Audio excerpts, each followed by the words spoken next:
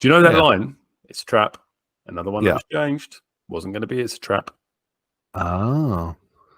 Do you What's know it going to supposed to be? No, I don't. Very similar. It's a trick. It's a trick. It's a trick. That does sound shit. It's a trick. It's like watching Paul Daniels or something. A trick. Yeah.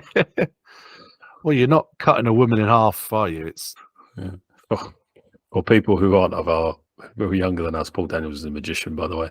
So yeah. Steph's not going around just cutting random women in half. Or maybe it is. I don't know. I don't know. I am. I wouldn't like to say. I don't know.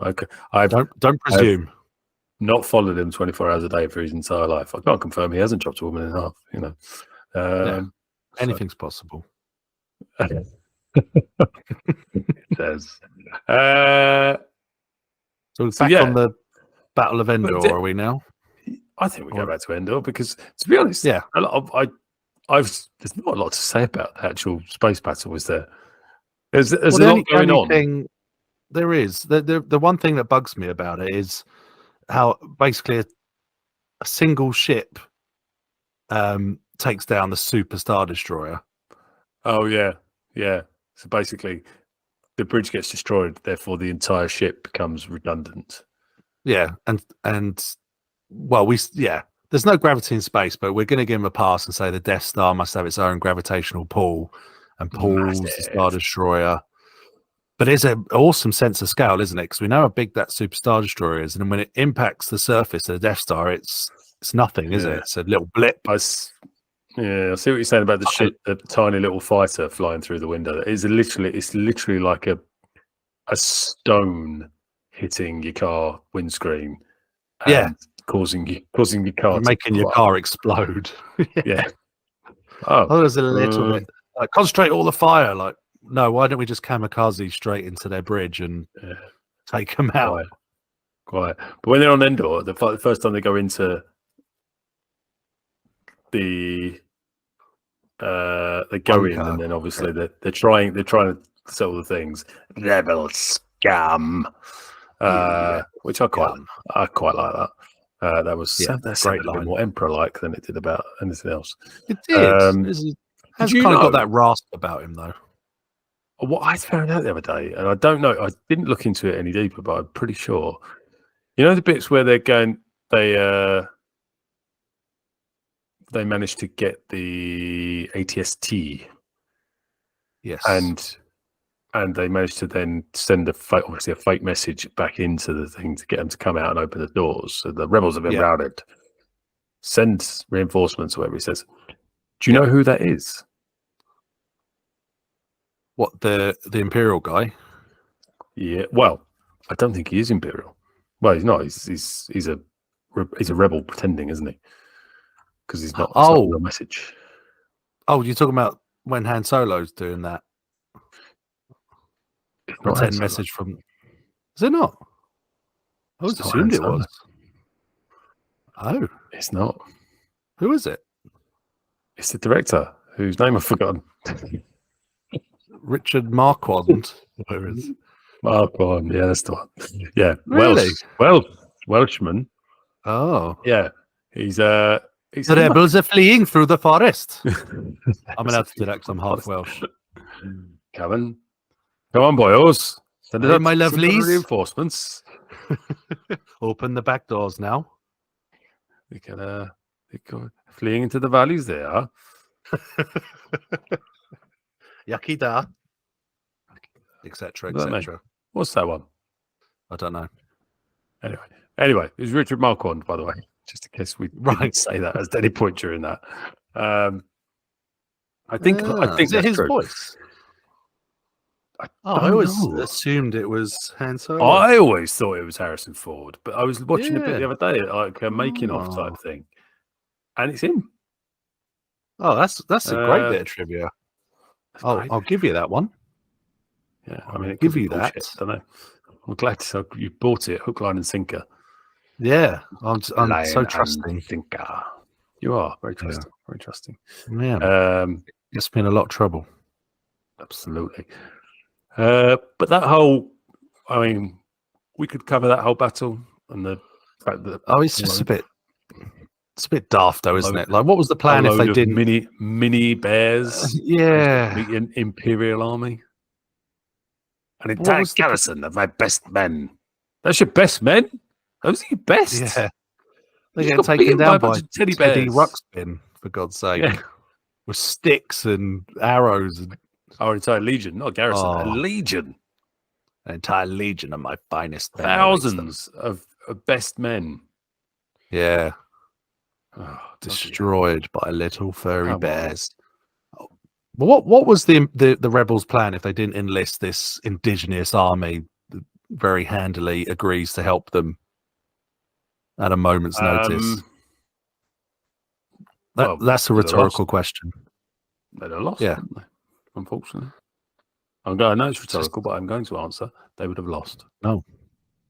Okay. Well, thanks for clearing that up. Yeah. Well, Well, if the Ewoks were like, no, actually, we're not going to join your terrorist organization, just because C-3PO's played us a few sound effects and told us a few stories. Sorry, no. Actually, I think you find the Empire's got a few more credits than you, and they've sorted this out. Yeah, they've brought trade, tourism. Yeah, they built us all sorts of nice things that we didn't have before. We get to eat them when we get hungry. How many jobs were provided by building this base? Yeah, you know that? Yeah, massive, huge. That's it. Fantastic stuff. Wicket's their chef. Yeah, but then when they do get back inside, I'm going to very sloppily transition back to the plot. So sloppy. So sloppy. But they get back inside, they set all the charges and everything, and set off an explosion not far off that of a nuclear explosion. Oh my God, yeah. Which apparently goes in every direction, which doesn't go out in a sort of circular pattern. No. It explodes to the left and to the right. But they're safe, seemingly about 20 yards away. Yeah, Solo kind of just ducks behind the nearest rock, and it manages to avoid this nuclear blast. It just looks up and smiles and is like, "Hey, good, woohoo, we did it!" And it's like, have I mentioned to you about the other guys before? I may have done, but anyway, I'll do it again because fuck Which it. Other guys? The other guys. Have you seen the other guys with Will Ferrell and? The movie. Yeah. Yes. Funny in that bit where they're walking away from is it an accountant's or something like that, and it explodes. Yeah. And then laying on the floor. My ears! Yeah, so much. So much. And then Will Ferrell. It's such a cliche though in action films, isn't it? It is, but Will Ferrell's like, fucking the explosions in movies are bullshit. That bit in Star Wars where the base explodes and they all just stand there and look at it. It's bullshit. All those characters about that. Like, don't you ever talk shit about Star Wars? It's perfect. Great bit of dialogue. So true though. So true. It's so true. So true. But like you say, it's a well-trodden thing in films. Yeah. No one's hearing is ever impaired unless it's convenient to the plot. Well, yeah, exactly. Yeah. Bad guy. The hero always coolly walks away from the explosion, though, don't they? They're never thrown by it. They're just behind them. Cool guys never turn around and look at the explosion. They walk away from it as shit's blowing up behind them. Well, I'll be like, it's an explosion. If it gets me, it gets me. Fuck it. Yeah, fuck it. I look boss. It's all good. But the bit just before that where, this is one of the reasons why Han Solo is such a great character is we see him grow in some ways over the course of the film from, just a guy only looking out for himself into joining the cause, fighting for something, not just a two-bit smuggler. But I love how he absolutely doesn't give a shit about R2 and C-3PO at all. Like he never once has any kind of proper meaningful interaction with them except to tell them to shut up or just to ignore them. And that's kind of exemplified in that Battle of Endor where R2-D2 gets shot and it explodes across the doorway, bits flying everywhere, all these gubbins coming out, his little hooks and motors and all sorts of these crazy little shit tools, these little Swiss Army bits and bobs. And Han just looks at him and goes, oh, well, Never mind. next bit of the plan. Moving along. Move along. It's so funny. I love that. And then he just gropes Leia when she gets shot. I told you, if you freeze frame it just the right point, or even if you're just watching out for it, when she gets shot and she recoils back, he proper goes for a boob. It's important. Important detail. I will rewatch it and find out. I will check it. Get good on that pause button. Yeah, I mean, he's still a scoundrel. He's still a scoundrel. Yes. He's an opportunist. Nerf herder. I don't think he's actually. I think he's up on the scruffy bit. I think he's upped his game a bit in Jedi. I think his hair looks pretty sharp the whole time, even though they spent 4 days in the woods without a shower and wearing the same clothes. I think because him and Leia are like getting closer, he gets access to her handmaiden people that he gets coiffed. Yeah, she's let him into no longer a common man. Yeah, she's like, if we're gonna date, you're gonna need a makeover. You're not turning up looking like that. Not to meet my adopted parents. I'm a princess. Well, I know we're adopted. Yeah, I'd like to introduce you to my real mother, but she died of sadness. Sorry. So anyway, we get back up to the Death Star, and Luke and Vader are having a battle, going at it. All sorts of they're going at it, and we can tell like this time it's different because Luke's he gets the upper hand a couple of times, doesn't he? And he gets a few really good shots in, and he does like that bit kicks him down some stairs where Vader does a backflip down the stairs. Whoa! Is it, or is that just falling with style? But he's not Buzz fucking Lightyear, is he? Might as well be. It's not flying; it's falling with style. Yeah. That is anyway. Why do I know these things about Toy Story? Because we have children, and because they're good films. They're good films, actually. It's also reference Star Wars. The reason I know about Toy Story is more because my sister is 10 years younger than me. So she had a lot of these things when we were kids, or when I was like a teenager, I guess. Yeah. Either way, we're digressing massively away from that.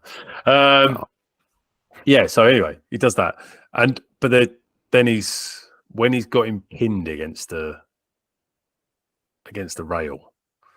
Yes. Well, should we mention the bit about when Luke somehow manages to hide? Yeah. Which is like, how is he hidden?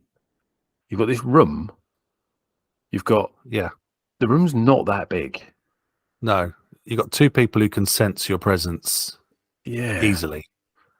You are not that strong with the Force that you can then hide yourself or suppress. You've got this hilarious game of hide and seek where Vader's like, where are you? Wherever you are, come out. Not to mention that most of the room is fairly well lit, and even the bits that are dark, Vader's essentially holding a gigantic torch in his hand.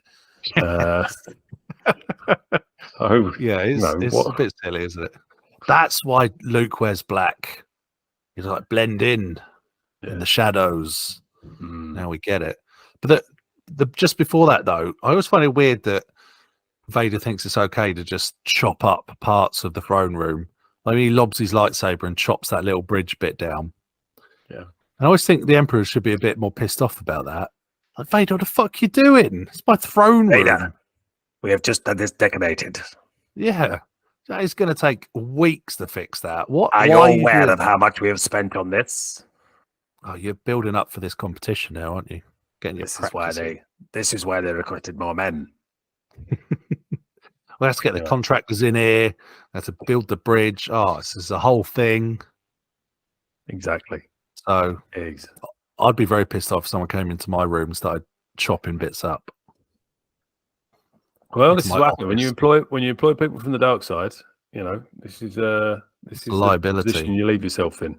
They get angry sometimes and they start smashing your shit up because that's what they do. That's where they go. I said convert into the dark side, not chop my fucking throne room up. All right, enough.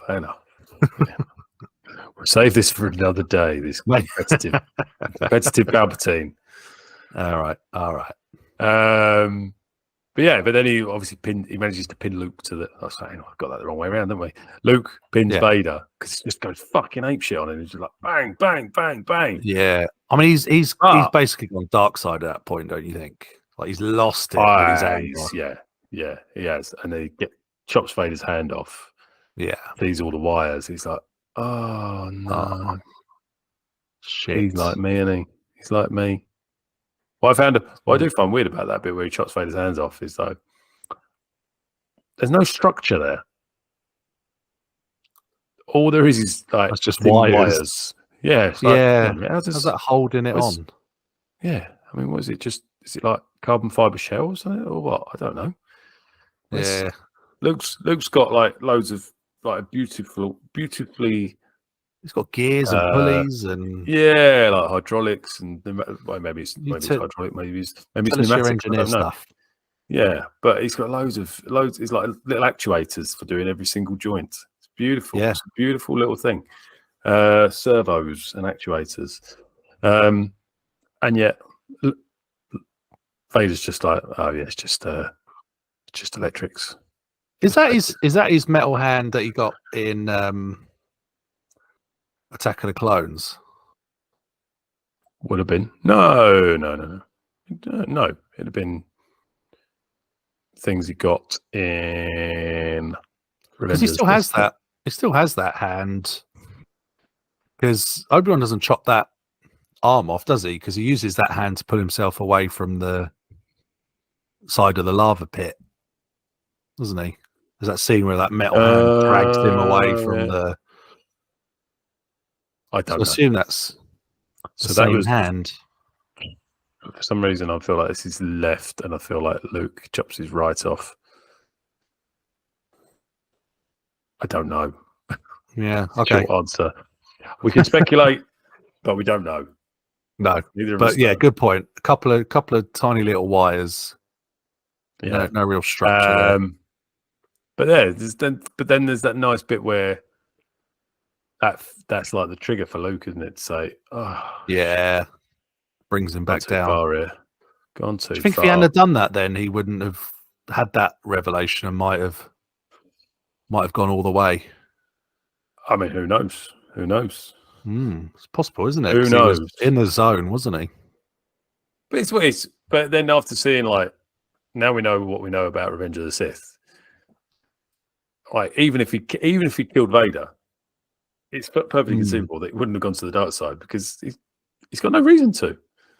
Yeah, it was different for Anakin. It was like, well, why have I gone to the dark side? The simple fact of the matter is, I've got this woman that I love, fear of who loss, who I believe is in danger, and I'm going to do anything necessary to protect her, despite the fact that as soon as I turn to the dark side, I then try and choke her. Going to try and kill her. Let's not worry about that. No, I forgot. That's all in the past. Forgot about that. Whereas Luke's not really got any motives to go to the dark side, which is something I've never really thought about before. But have I just found an enormous plot hole? That there's other than being like, well, you like your dad, of course you like dad. Everyone's like their dad, which they're not. Right? Yeah, they're genetically we are like our parents, but unless you are, I don't know, we're all capable of being different from our parents. Good God, I hope I am. If you're listening, mother and father, I don't mean it. Poor Mr. and Mrs. Hutchins do have some annoying traits. But anyway, so it's just because the Emperor kind of assumes he's going to be the same. He's going to have that, he's going to exploit his weaknesses, his fear for his friends, and his lust for power. That's the only thing I could think of that Luke would do. It would be just that lust for power. She hasn't got. I think actually because I think he's benefited from not going through that Jedi training and academy where it's all drilled into you that you have to be an emotionless, shell with no attachments and no love and all that kind of stuff. Because he's kind of found the Force a bit more independently of that. Yeah, It doesn't, and actually they do explore that theme a bit in Last Jedi, don't they? Like, why does it have to be binary if you're a Force user? Why do you have to be good or evil? Why can't we just be people? You know, use the best of both worlds. We'd be people. So why can't we all just be friends? yeah, can't we just get We're along? all shades of grey. So, We're all shades of grey. yeah, I think if he'd have killed Vader, he'd have probably just had a go at killing the Emperor, and maybe they'd have just died on the Death Star when it blew up. Yeah, maybe. But then again, I tell you, so maybe come back to them in a minute. I think one thing I think we've not covered on from the actual attack on the Death Star is the surprise move of the Death Star actually being operational, because we obviously for the most of the film are told that it's not operational, and then suddenly boom, it's fully armed and operational. That shot came from the Death Star. Yeah. Did you have any thoughts on that? I do. Yeah, I got beef for that. Yeah. Weird. I find a petty almost annoyance. Like I knew. Oh, how could you know? You have foreseen it. This Death Star that can obliterate entire planets in one shot, but it can't take out a small rebel craft. It takes a couple of hits. And I know they'll have shields, but this is meant to be like an awesome, all-powerful thing. And we've just seen a single ship taking out the Super Star Destroyer, yet the Death Star can't take out a medical frigate. And that doesn't sit right with me. I mean, what's the point of it? What's the point? What's the point of it? What's the point of any of this? It's meant to be the ultimate power in the universe. You're better off kamikazing a ship straight into the bridge if you want to take something down. You think of all the power of the Death Star. No, I'm not happy. Sorry. Yeah, or now that you can't. I was going to say they could have just taken out the moon of Endor, couldn't they? Well, yeah. I mean, they don't need it anymore, do they? Yeah, exactly. Wow. It's not generating a shield for them anymore. Fuck it. Get rid of that. Although, what does that achieve? I guess. What does that achieve? Nothing. Well, they probably would have taken out the rebels that were still there, I guess. Not a very big team anymore, is it? Most of them perished. But do you know what? Actually, that probably would have been a really good idea, because the ensuing shockwave might have taken out the rebel fleet in space anyway. See what I mean? The Death Star as well. Well, yeah, but fuck it. Who gives a shit? But the Death Star can do warp speed, hyperspace, as established in your favorite movie, Rogue One. Yeah, which I thought was a weird thing to. Just not my favorite movie, by the way, ladies and gentlemen. Not my favorite movie. Just Steph's insecurities about it. No, I would say I haven't really got a problem with that Death Star thing. No. Shooting freaking laser beams. I just think the ultimate power in the universe, Mark II, should be doing a bit more damage than that to a beat up rebel ship. But that's all I have to say about the space battle. I don't know. That's all I have to say. Leave it. Shit. That's the rest of it. I don't think there's much to be said about. Well done to Lando for piloting well through the corridors. Yeah, and then just goes in with Wedge. Is it Wedge who goes in the X-wing as well? Yeah, follows him in. Pretty sure Wedge Antilles. Yeah. Ewan McGregor's uncle. Yeah, Lawson, who's covering his first name. Dennis, isn't it? Dennis Lawson. That's one. Yeah. That's not bad. It's not bad into the life, is it? I mean, uncle in Star Wars. So he's they get all that done. Lovely stuff. But then while the Death Star's collapsing, obviously you've got a bit of force lightning onto Luke. Oh yeah. Just brushes off as if he's been Yeah, he gets 10 minutes of pummeled by it, doesn't he? and And he just gets up at the end. Father! Oh, how do you feel about the refux adding Vader going no, Hate it. which he So never unnecessary. used to. Wasn't it just better when it was just silent? Yeah, Because you got the close up on his mask. You can see it being lit up in the reflections of the electricity, and that was just powerful. Just that silence, wasn't it? Nothingness. It's like that. It's like that when he's. I think we said before about the power of the silence when he's on the Super Star Destroyer at the end of Empire. Yes, and they think they're going to catch the Falcon with Skywalker on it, and then it just pisses off into the distance. Yeah, and he just. Bear in mind, we've seen the last 2 hours of him force choking anyone who's dared to drop his pencil or something, and yes, and then for that he's just like, oh, nothing. Yeah, nothing. Yeah, I am powerful stroll away. I'm not angry, just disappointed. Sound like my dad. Yeah, so he and then he walks, and then similar thing. I mean, again, from a remastering or whatever they're called. Just unnecessary addition of dialogue where it was not required in the slightest. I don't understand who looked at that and thought, "Oh, do you know what this needs? This needs some like crap overdubbing." Someone going, "No." We need to make it clearer that Vader disagrees with the Emperor's course of action. Yeah, just in case you hadn't worked it out. Yeah, by picking him up and chucking him down a shaft. It's a kind of a show don't tell. Yeah, which then somehow Vader's then fucked from. Yeah, he gets just did 2 seconds of lightning and he's done for. Yeah, and Luke brushes off 10 minutes. Which is weird as well, because it's not even like he gets the lightning. Basically,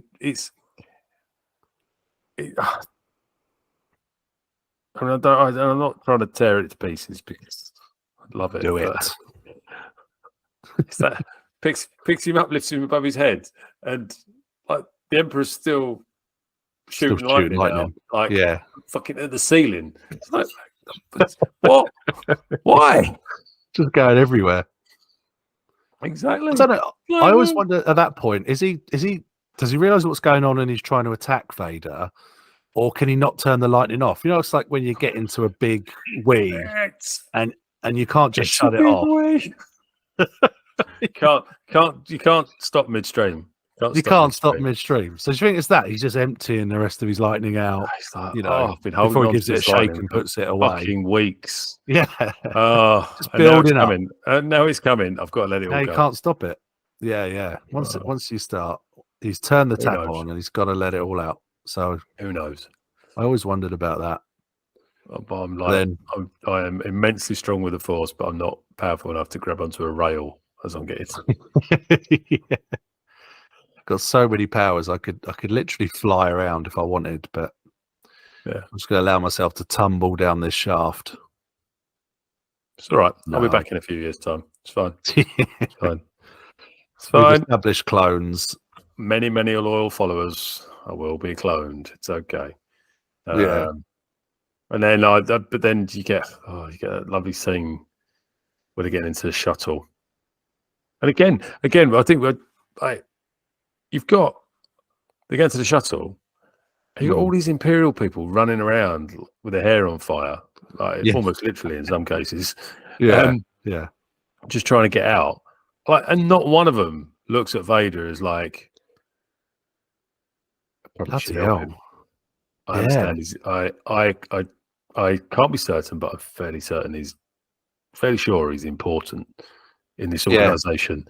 Maybe I should call someone. Should we do something? Yeah, I think it's just dragged along the floor. I think it's just indicative of it being every man for himself by that point. Yeah, fuck it. The Empire has collapsed into chaos instantly, and they don't even know that the Emperor's dead yet. No. Yeah, exactly. But It's funny how Luke struggles to drag this like 500-pound cyborg all that way to the shuttle. If only Luke had some kind of training that allowed him to levitate objects weightlessly and carry them around. Just think how handy that would have been in a situation like that. Could levitate an X-wing. Can't. Yeah, but not your dad. Can't carry a man. It's just struggling to drag him along by his like feet, practically. Like, it's got to be an easier way to do this, but I can't think of one right now. Take my mask off. Let me look upon you with my own eyes, but you'll die. Nothing can stop that now. Yeah, great. Yeah, it's great. And then Sebastian Shaw. We see Sebastian Shaw, who's We won't get on to. Had his nose put out of joint that he wasn't asked to do that after playing Vader for so long. But then again, they'd have had to. I suppose they could have dubbed his voice over again, but I guess it would have been in 1983. I don't know, dubbing was not particularly well done in most instances, particularly in a visual. I guess they must have to do it anyway for re-record. Like, they absolutely could have done it. It was a very definite decision not to. He probably just didn't have the right look. Maybe you can't dub Bristol accents over; they're too strong. Let me look upon you with my own eyes. I'd be dying, Luke. Nothing. Tell your sister you were right about me. Yeah, you were right. You were right. You were right. You're part of the Rebel Alliance and a traitor. Oh wait, hey, hang on, your sister. I met her once. I captured her ship about 6 years ago. Oh, and then I took her. I took her to the first Death Star, not this piece of shit. The first Death Star, which was nearly finished. And then we went there, took her in there, and I put her in a cell. And then I got this robot. This robot came on like boop, boop, boop, boop, boop, boop, boop, to inject her. You should have seen her face. She was shitting herself. It was. Anyway, that's enough for that. That's enough. Done with that? No, not really. I'd like to do some more, but I would like to do a bit more, but maybe we'll do an extra episode on that. It's been a long night. So anyway, but yeah, anyway, we've done that. He's gone off, and then I think basically the only thing there for after that is the finishing scene, which is a couple of things to talk about. There's one, the original thing that we know, and the replacing of that with the, let's say, that's been heavily changed, hasn't it? Heavily changed. Like to be, because it was changed a little bit in the mid-90s, and then massively changed after the prequels. Yeah, for the Blu-ray release. With basically got rid of a song. Got rid of a. I mean, that's basically like getting rid of the Cantina song. You can't do that. I know. One of the things I most remember about growing up with Return of the Jedi is Yub Nub. Yub Nub. Such a good song, and it's weird. I didn't register it the first time I saw the special edition. It almost didn't register. I just felt like something was off. Yeah. I mean, I was distracted by the other celebration scenes and things like that. But I was like, hang on. It's like something didn't quite sit right. And it was only later I realised, what the fuck happened to the Ewok song? Yeah. I love that shit. But also incredibly weird as well. Then, so they replaced that, but so the Force ghosts that we see at the end, where we've obviously got Obi-Wan, Yoda, and who were then joined by Anakin. Obviously in the versions we grew up with, Sebastian Shaw, who we knew what he looked like because we'd only seen him 30 seconds earlier. Just seen him. Yeah, exactly. Appears as a Force ghost. Now, Luke, the only image of his father's face he's ever seen is the one he saw 30 seconds ago, like we did. Yeah. And then next up, Hayden Christensen comes fucking walking out. Yeah. Why is Luke not going, who's that? Hey, who are you? I did actually say, it's me, it's your dad. Well, why are you younger than me? Huh? Not only that, hang on a minute. You are now Anakin from the prequels, but Obi-Wan's still the original trilogy. Still Anakin, Alec Guinness. Obi-Wan. Why is that? I don't get it. Doesn't I make don't any get sense. it. Why we change you but not you? Apart from the fact that we're not changing you because you appear in another scene earlier in this movie, which makes the whole thing horrendous. Yeah.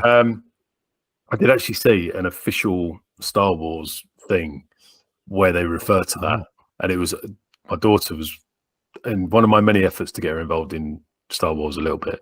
She saw a Lego thing that she was kind of she showed a little bit of interest in it. So I was like, well, whatever it takes, you can watch that. Nurture that. Yeah, and it was a Star Wars Lego thing where they were on Endor doing all that sort of stuff, and they did the Force Ghost things, and then the Lego Luke sees the Force Ghost. He's like, "Who are you?"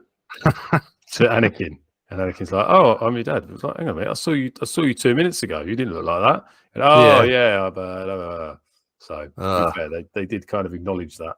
The humor in that Lego stuff is brilliant. It's so funny. It's really well done. It's nice that they poke fun at themselves. Which it is seriously stupid why they do that.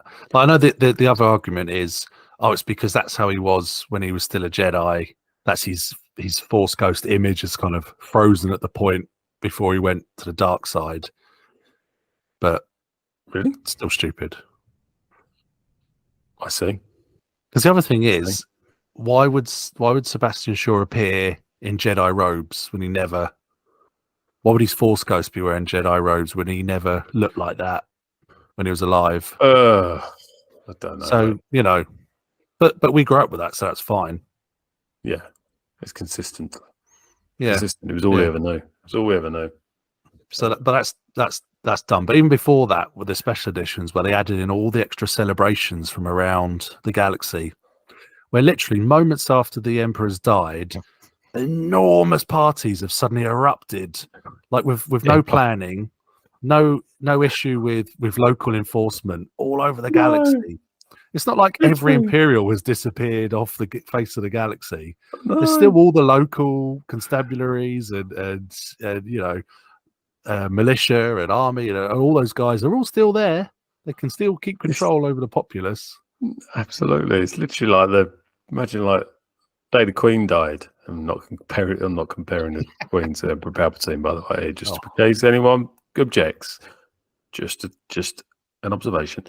The day the Queen passed away, everyone in the British Army just be like, "All right, that's that done then. Fuck it. See you later." Yeah, we don't need to enforce the law anymore. There's no successor whatsoever. So, apart from this person who's already come. Anyway, we'll get into a conversation we haven't got time for again. I'd say the biggest slap in the face for that is they show Naboo, the big celebration on Naboo. Like, the Emperor was from Naboo. Come on, show some respect. Surely his family are going to be there. Friends are probably going to be there. He's like the most important and famous person in the entire galaxy is from your planet. You're having this massive party about him being dead. Like, he's, have some pride. Stupid fucking Gungans running around, flapping about and being all stupid. I think it's disrespectful. Disrespectful bastards. Yeah. I think there's a few. I'll just look at it because I think we've done the plot to death. Yeah. Quite literally. There's a few little tidbits that I don't think I've mentioned that I've got on my list of top facts. Top facts. One of my favourites is and I think this is again something we've probably touched upon in other episodes, but we'll talk about it again now. It's about that originally, and this was what's his name again? Gary Kurtz. Yeah. Who's a producer who walked away from it. Yeah. Kurtz. Yeah. So he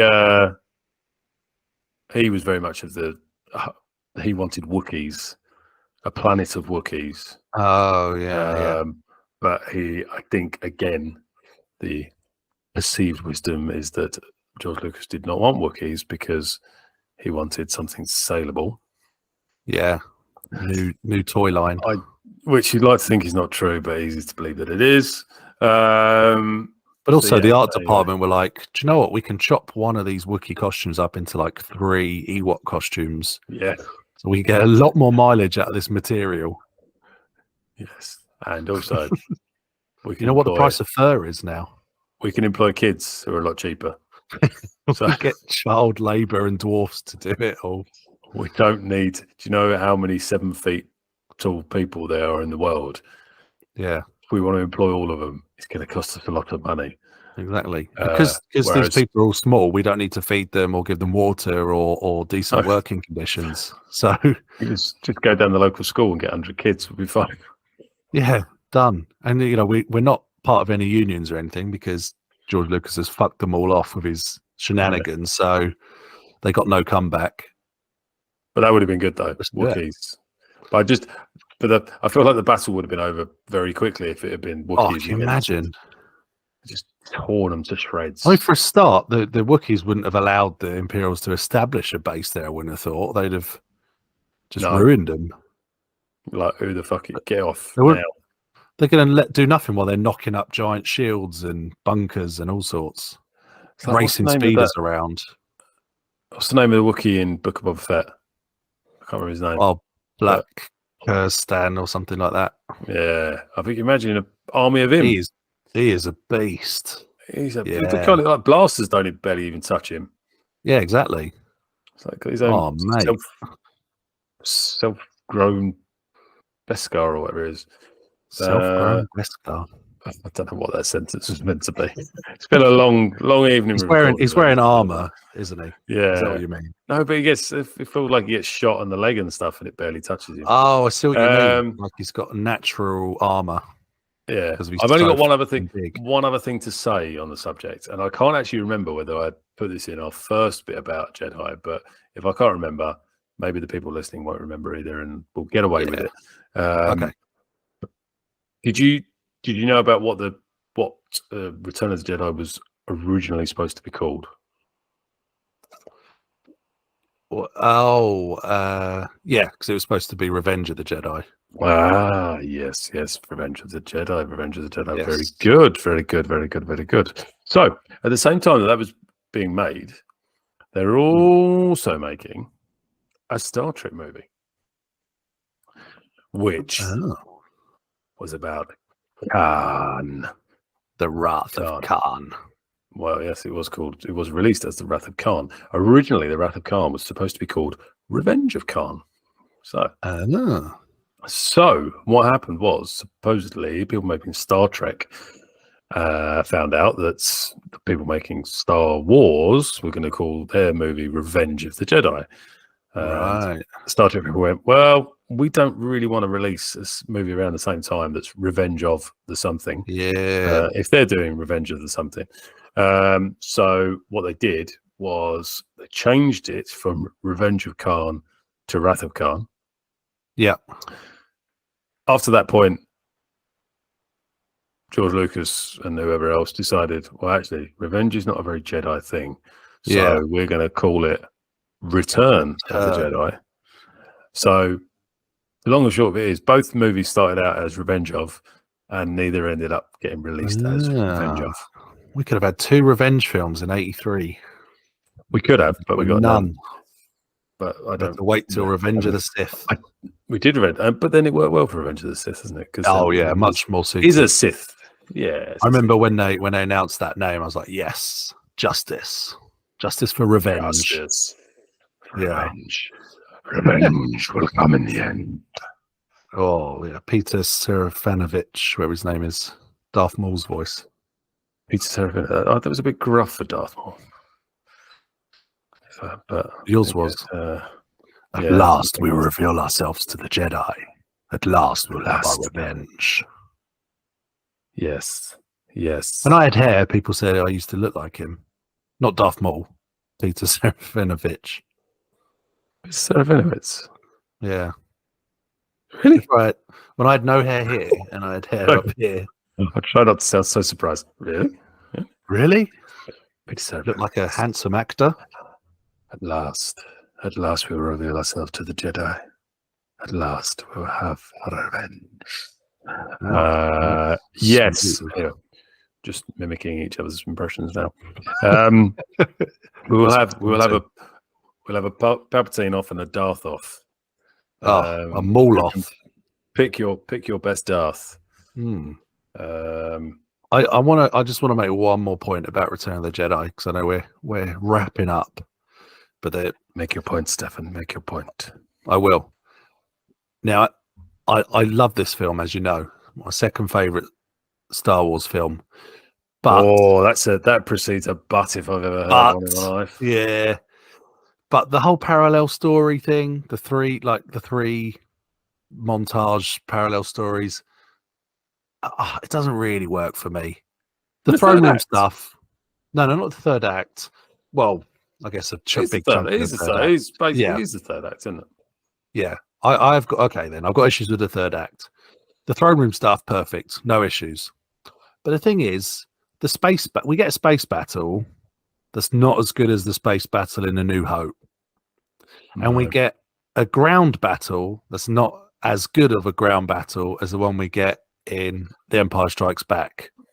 No. So for me, we get two watered down versions of things we've already seen and done better in previous films, and they're not given any breathing space because they're part of that triple montage of plot lines or stories. So that for me is the only real failing in Return of the Jedi, teddy bears aside. What I've heard you say is a significant part of the movie that you rank as your second favorites of the original trilogy. Yes. A significant chunk of it is below par and unnecessary. Not unnecessary. We got to have story, but it's just like a watered We've done down it version. Copying. But do you know what I mean? I mean, okay, stop copying their work. But it's the first two. Yeah, it sort of almost plagiarized itself. The first two acts are great, and a third of the third act is great, but 2/3 of the third act, this is maths again. I don't really care that much.